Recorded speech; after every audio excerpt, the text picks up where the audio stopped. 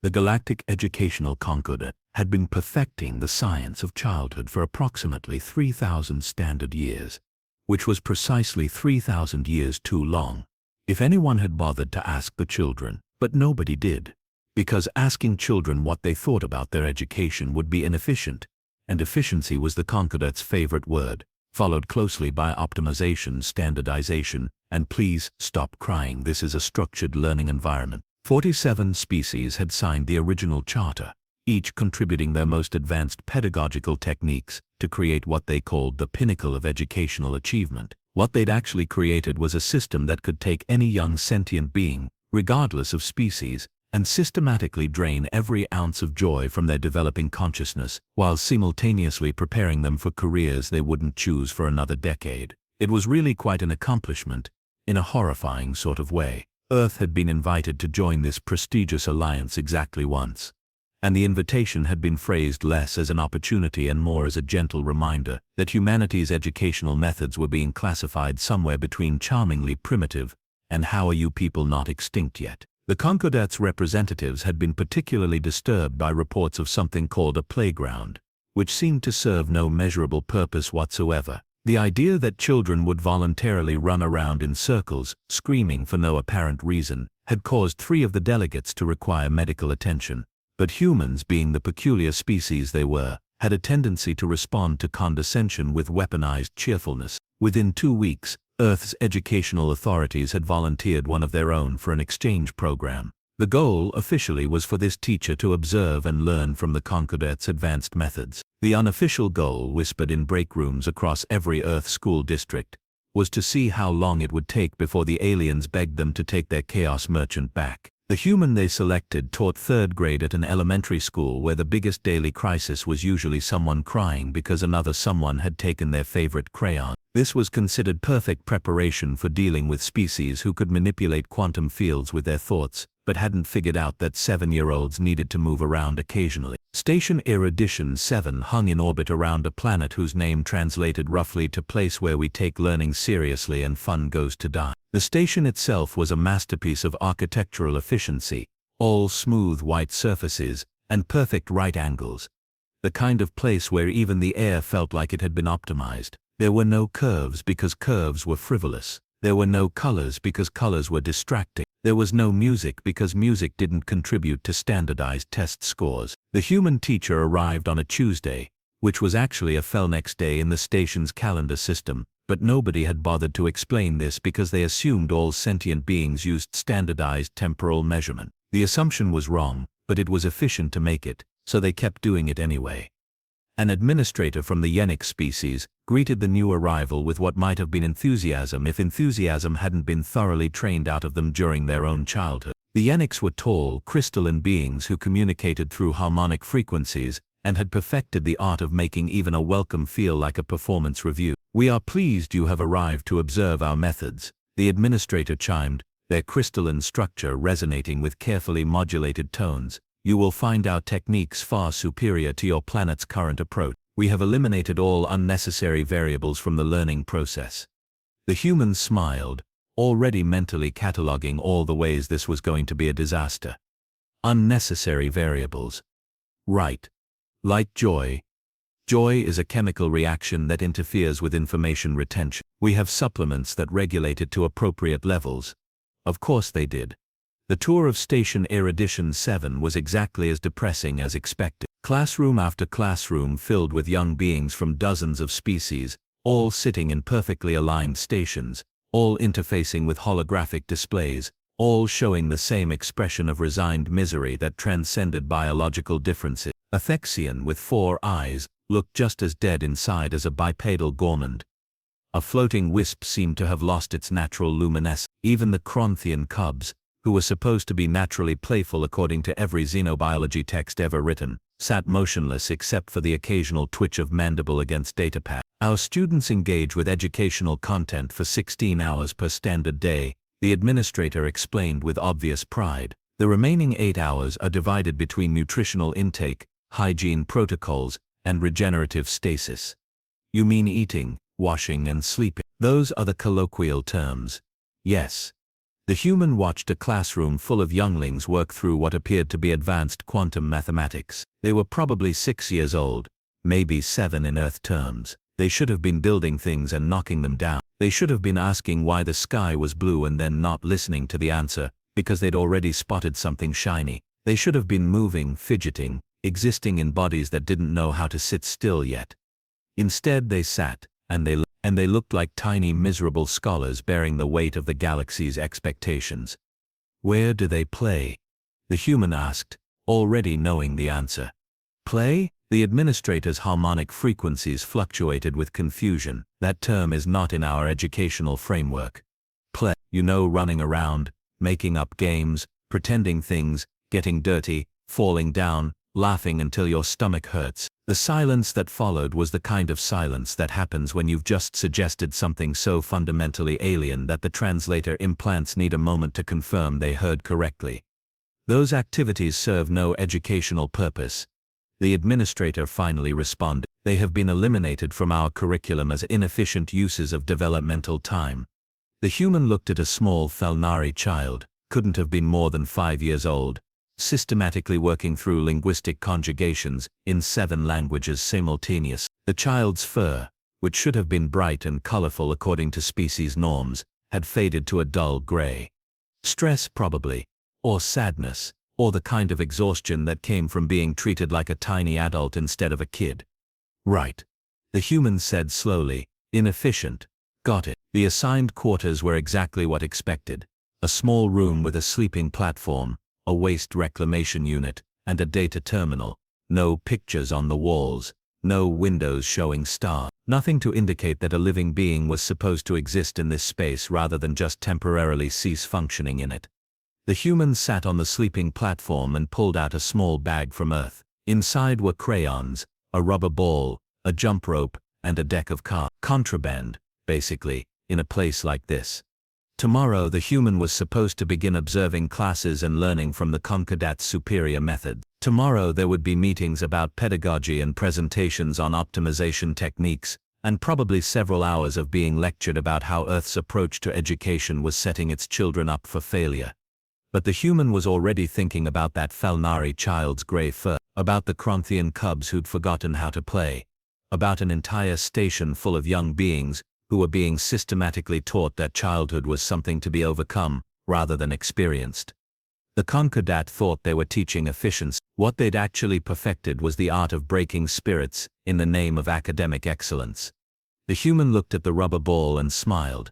This was going to be interesting. The Concordat's daily schedule was a thing of terrible beauty, if by beauty you meant the kind of rigid structure that made military boot camps look spontaneous. Every moment accounted for, every transition optimized, every second squeezed for maximum educational value, like some kind of pedagogical juice cleanse that nobody wanted but everyone had to drink anyway. Which meant that when the human teacher walked into the central learning hub during what was officially designated as nutritional intake optimization period, to those who still believed in using one word when 7 would suffice, carrying a suspicious bag and wearing an expression that administrators would later describe as dangerously cheerful, nobody quite knew what to do. The students sat in assigned quadrants, consuming nutrition packets calculated to provide exact caloric and mineral requirements for their respective species. Conversation was permitted, but only in designated discussion partners and only regarding approved educational topics. The Yenix monitor on duty watched with crystalline vigilance,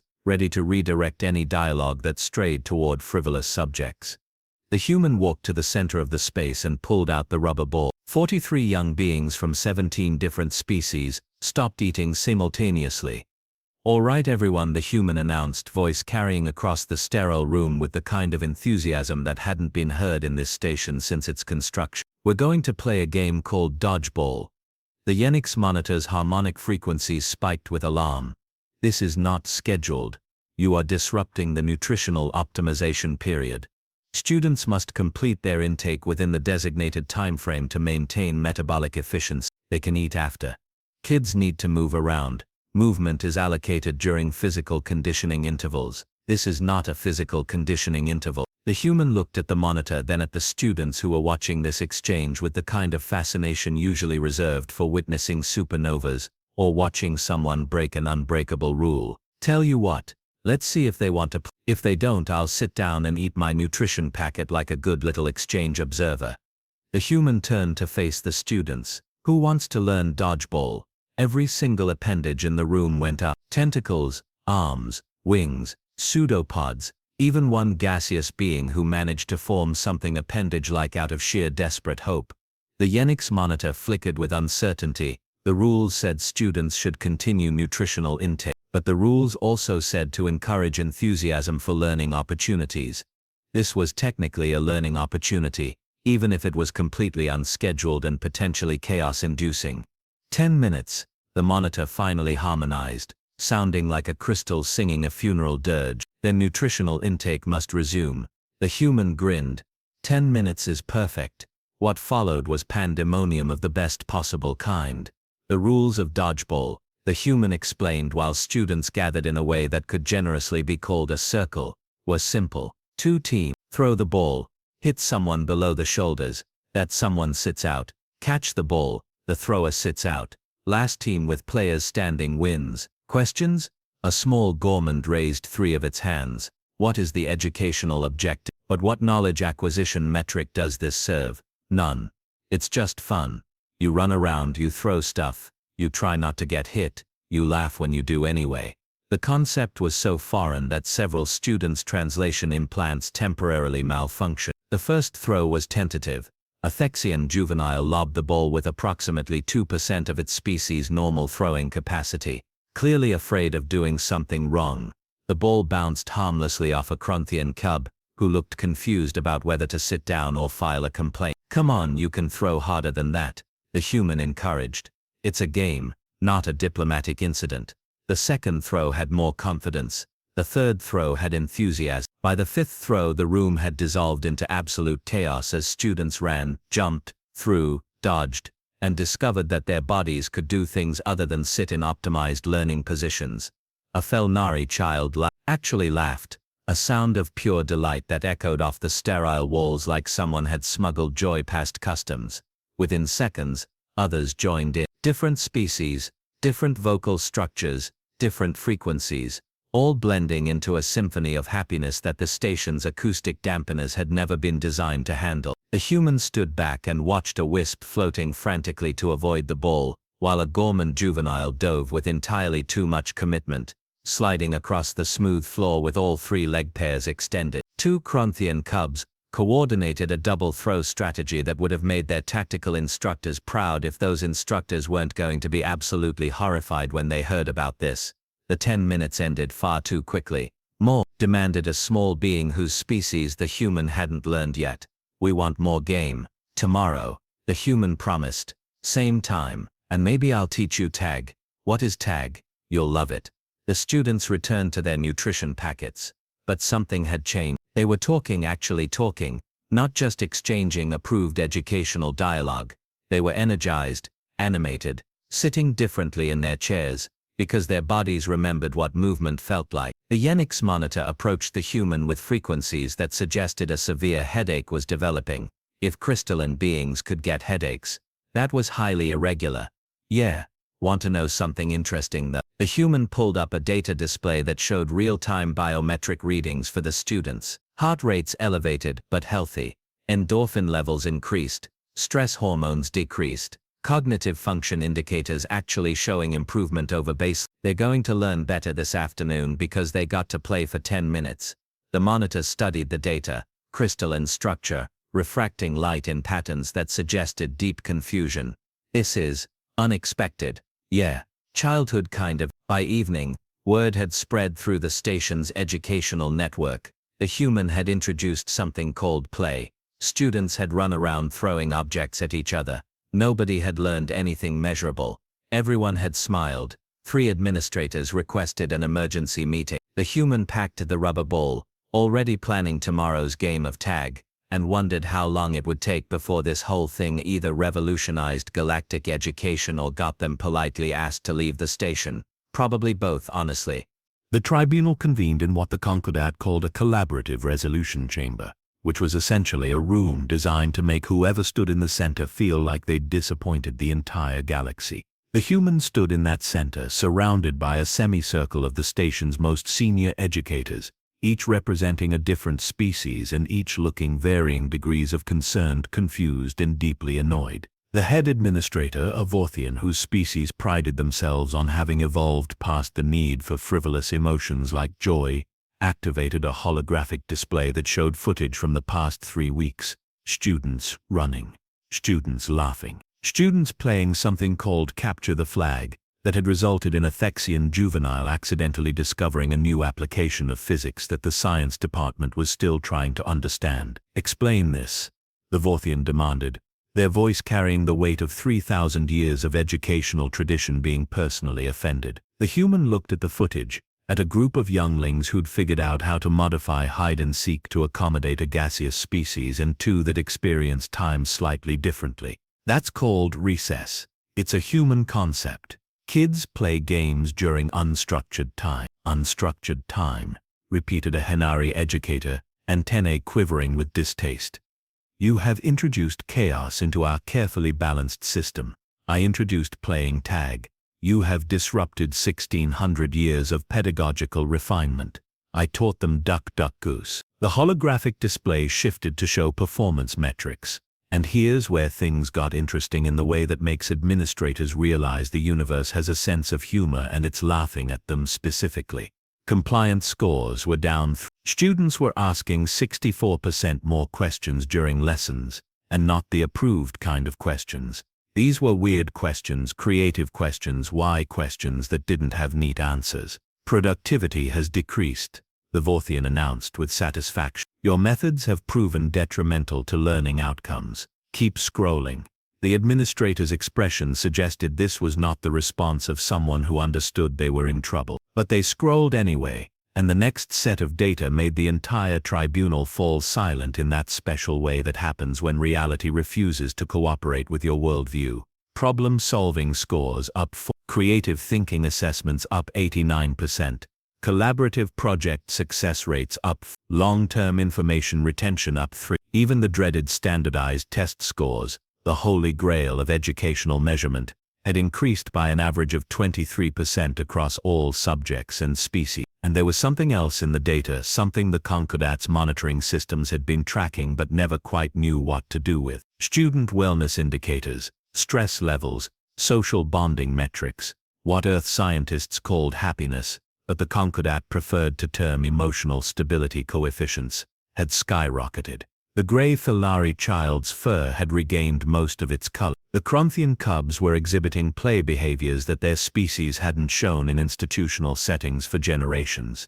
"This is impossible," breathed the Kelthian instructor, whose species had written half the Concordat's original educational framework. "Decreased structure cannot produce increased outcomes."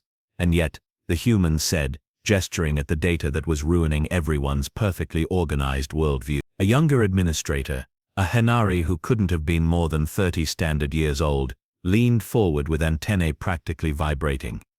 "How? What mechanism allows unstructured activity to improve structured learning?"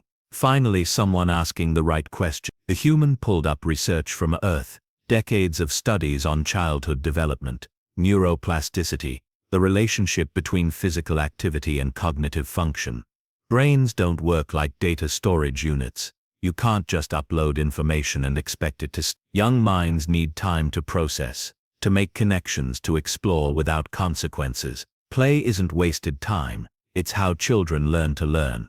The human switched to another display, this one showing brain scans from human children during various activities. When kids play, their brains light up like fireworks. They're making connections, testing hypotheses, learning social dynamics, developing creativity. All the things you're trying to teach them directly.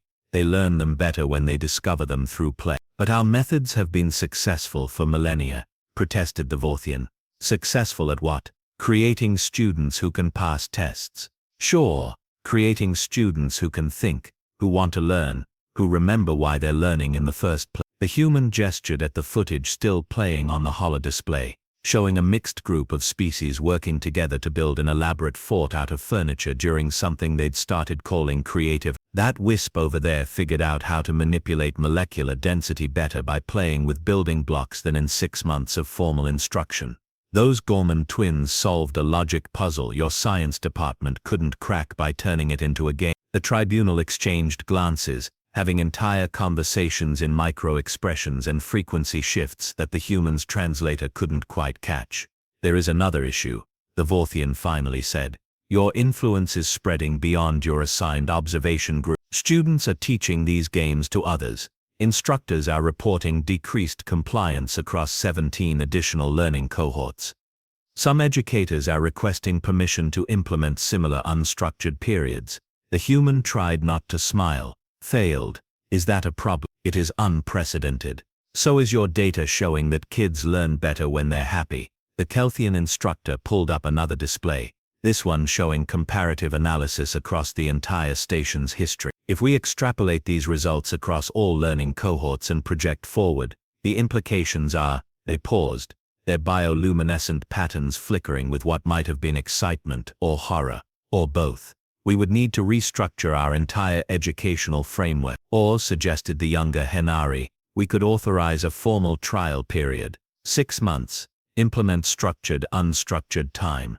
That phrase is an oxymoron, interrupted another administrator. It's what humans call recess, the Henari continued, undeterred. 30 minutes daily. We monitor all metrics. If outcomes decline, we terminate the program. If outcomes improve, they let the sentence hang, heavy with implications.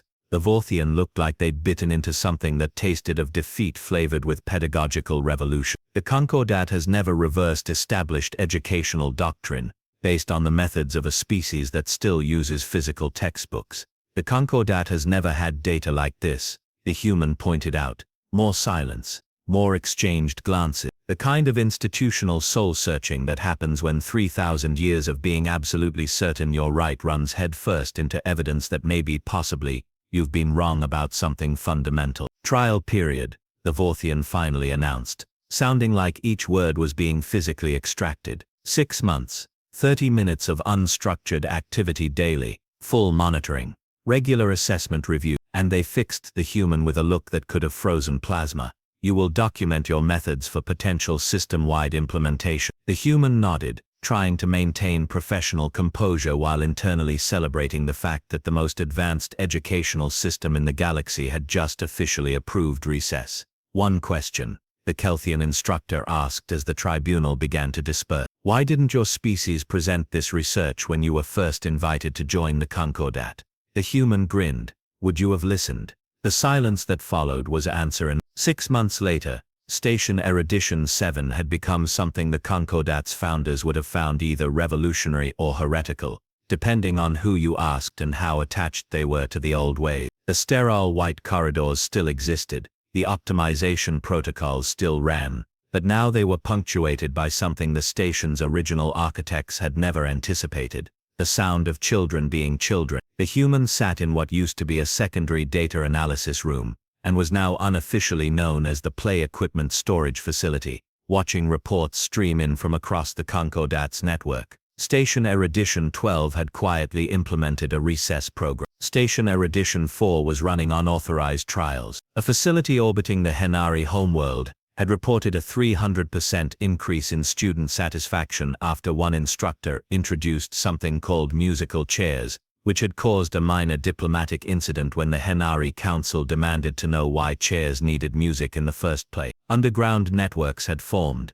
teachers sharing games through encrypted channels like they were distributing contraband. Red Rover spreading through the Outer Rim stations, Foursquare, becoming inexplicably popular on a research platform that wasn't even supposed to have students. Someone had taught freeze dance to a cohort of Vorthian younglings, and the video had gone viral across 17 systems, mostly because watching beings who prided themselves on emotional control try to freeze mid-dance was apparently the galaxy's new favorite entertainment. The official position of the Concordat remained cautiously neutral, which in institutional politics meant they'd seen the data, couldn't argue with it, but would rather dissolve into quantum foam than admit they'd been wrong for 3,000 years. The unofficial position, whispered in faculty lounges and administrator meetings across dozens of stations, was that maybe humanity's apparent chaos had a method to it after all.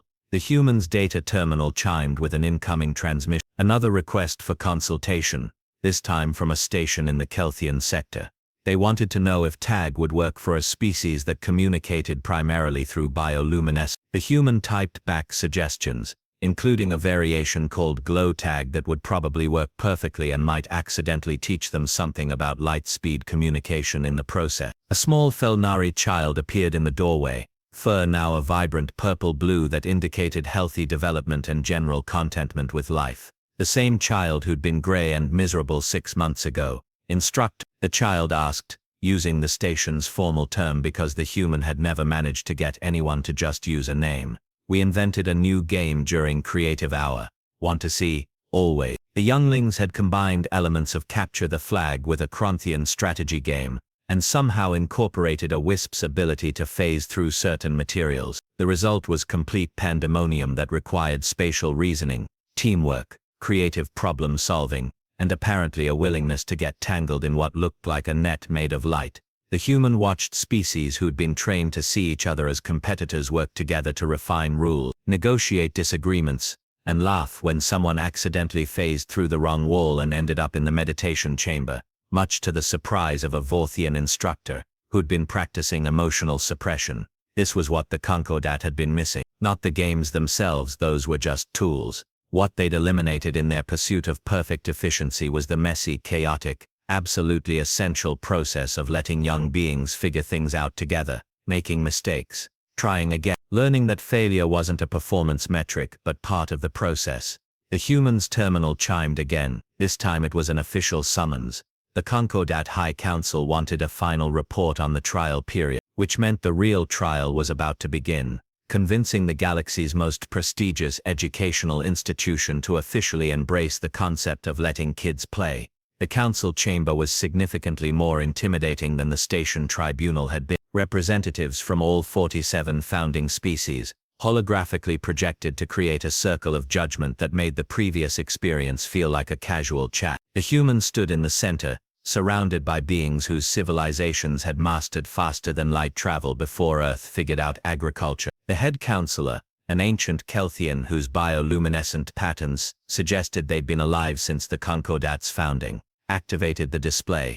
6 months of data, hundreds of metrics, thousands of students across dozens of stations that had officially or unofficially implemented recess programs, academic performance up across every measurable category, student wellness dramatically improved, instructor satisfaction increased, because teaching students who wanted to learn turned out to be significantly easier than forcing education into resistant minds. Even the sacred efficiency metrics had improved, because it turned out that happy students learned faster and retained more, which meant less time spent on remedial instruction.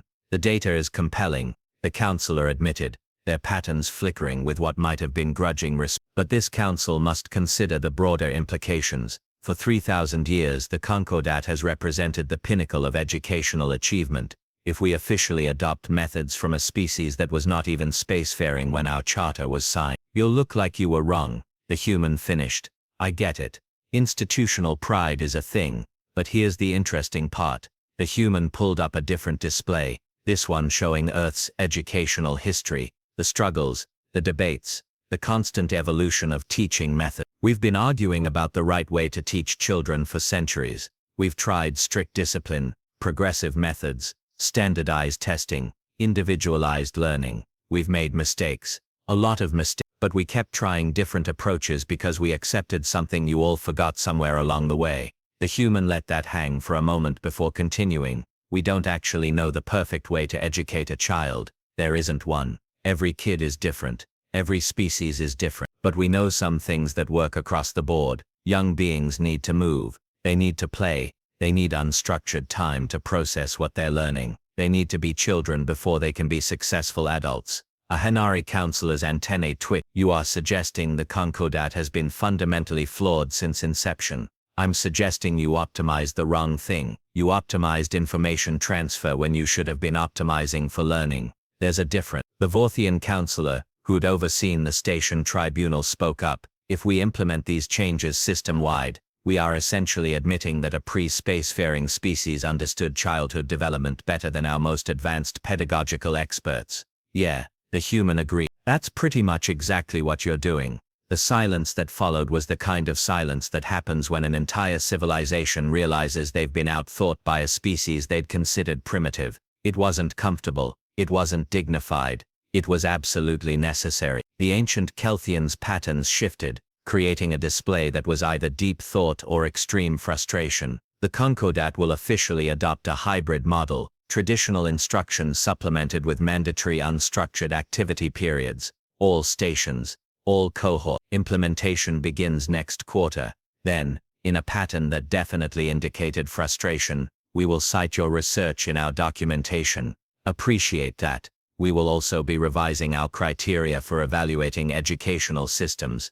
Earth's methods will be reclassified from primitive, alternative. I'll take it. The human returned to Station Erudition 7 to find a celebration in progress, which was itself notable because the Concordat had never needed a word for celebration before. Students had organized it themselves, combining elements from dozens of different cultures into something that looked like chaos, and sounded like joy, and was probably driving the station's orderliness protocols completely insane. The Grey Felari child, not grey anymore, ran up with a group of friends representing 6 different species. Is it true, we get to keep recess forever? System-wide, every station, every day. The cheer that erupted could probably be heard in the next sec. 3 months later, the human prepared to return to Earth. The shuttle was scheduled. The departure protocols were fired. The farewell gathering had been organized, which involved significantly more hugging than Concordat regulations technically allowed, but nobody was enforcing those anymore anyway. An official document arrived the night before departure. The Concordat's revised educational framework, 3,000 pages of dense institutional language, that basically boiled down to kids need recess. Humanity was listed as a contributing civilization. Earth's recreational pedagogy was now certified as an advanced educational methodology. The human laughed hard enough that 3 passing eunuchs stopped to make sure nothing was medically wrong. Humanity had been invited to join the Concordat to learn from advanced civilization. Instead, they'd ended up teaching the galaxy's most sophisticated educators that sometimes the most advanced solution is the simplest one. That efficiency isn't the same as effectiveness. That childhood isn't a problem to be optimized away but a phase to be protected and celebrated. Earth's greatest export to the stars wasn't technology or art or even its peculiar talent for turning everything into a competition. It was the revolutionary concept that kids should get to be kids. The human boarded the shuttle with a bag full of thank you drawings from official Concordat commendation that would look great on a wall, and the knowledge that somewhere across 47 systems, millions of young beings were running around playing tag instead of sitting in optimized learning stations being miserable. The galaxy had been trying to perfect childhood for 3,000 years. It took a species that still colored outside the lines to remind them that perfection wasn't the point. Growth was. Joy was. Learning to be a person before being expected to be a productive citizen. As the shuttle pulled away from Station Erudition 7, the human looked back at the facility where sterile corridors now echoed with laughter, where productivity scores had increased because someone finally remembered that happy students learn better, where the most advanced educational system in the galaxy had been revolutionized by a rubber ball, and the radical idea that maybe kids should play. The Concordat had sent Earth an invitation to learn. Earth had sent back a teacher who taught them the meaning of risk. Turned out humanity's apparent chaos had been sophisticated pedagogy all along. The galaxy just hadn't been ready to understand it yet. They were now. And somewhere on 47 worlds, children were playing.